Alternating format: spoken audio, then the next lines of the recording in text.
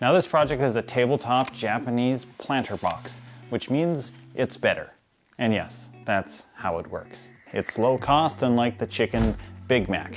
This joke is available for a limited time. Availability at all locations is not guaranteed. With a potential for high profits. For this project, I'm gonna use a single 1x6. Hey, how you doing? All right, let's get into this one. The first thing that I'm going to do is set up a stop block. So I'm going to make a mark at 8 inches. Use a square, make our mark, our line. Line her up until we're perfect. And then I'm going to set up a stop block. And we're gonna cut out 7 of these, not one, using our miter saw. We just set up our stop block. So let's slap and chop this stuff down.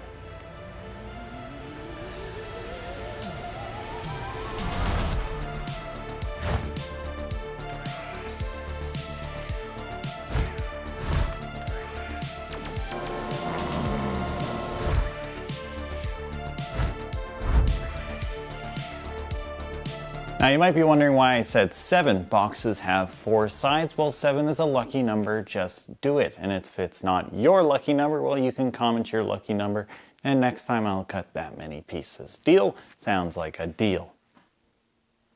All right, we're not even gonna be leaving our miter saw. We're staying here. We are going to be, how do I do this?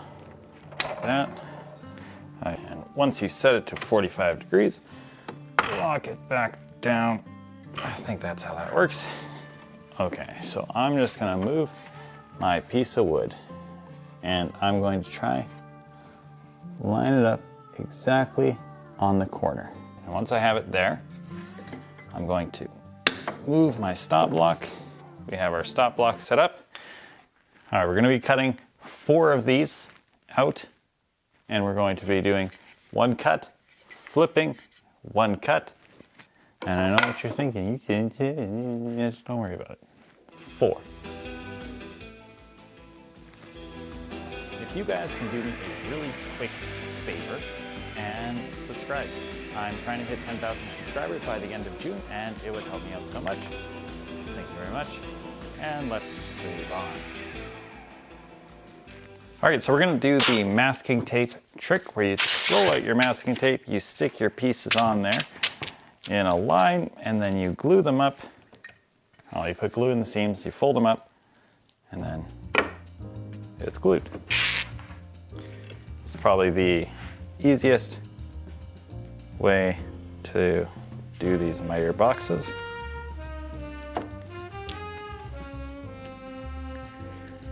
Relatively foolproof.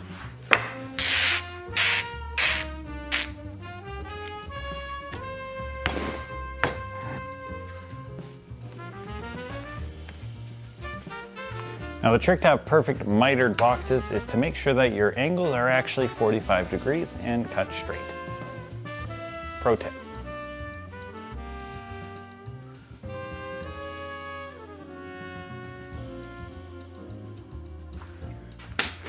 All right, I can't find my spatula, so we're just gonna finger it.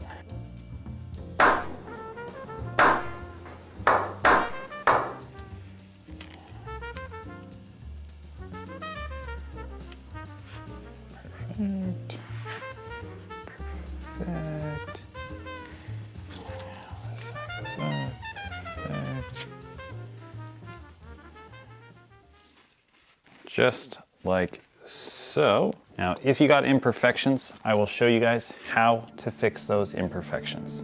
The difference between a good woodworker and a great woodworker is a great woodworker knows how to fix their mistakes.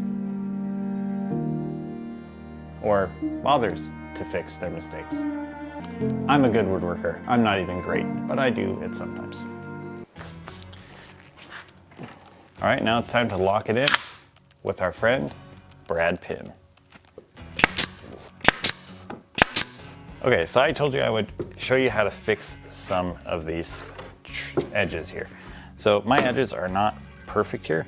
There's something called burnishing, which is when you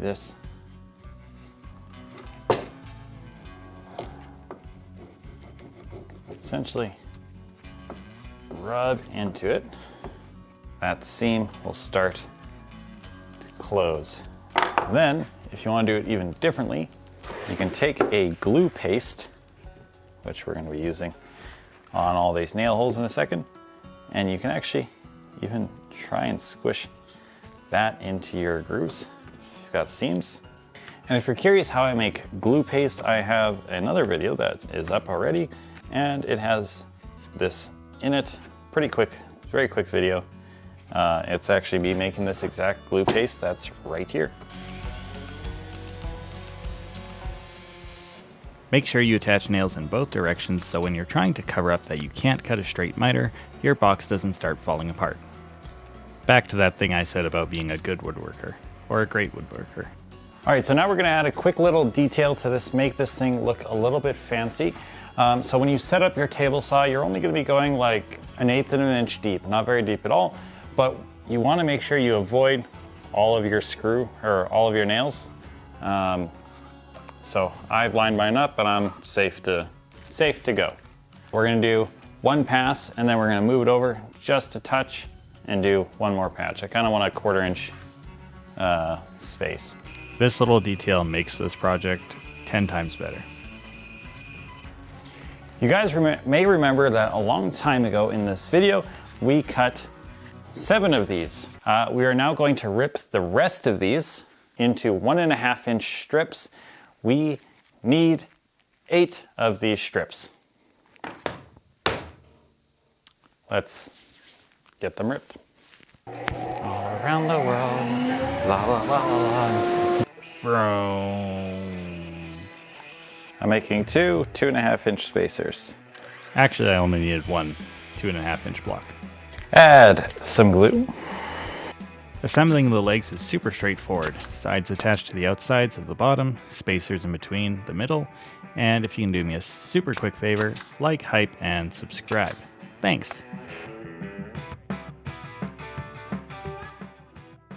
These are going to be a ebony black, so I'll get these stained and I'm gonna wait overnight for them to dry and then we'll attach them to this. This is going to be golden oak. We'll be staining both of those right now. I was actually going to spray paint these black, but I saw Bearded Viking did that, so I don't want to seem like an absolute copycat since we both had basically the same project going at the same time. So what is your guys' favorite color of stain to use?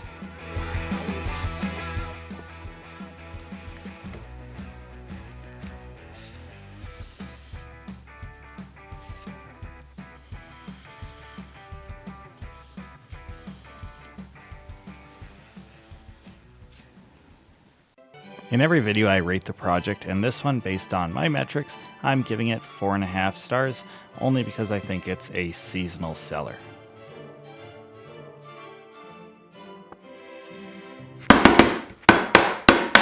I'm switching over to 3/4 inch brad nails and I'm using a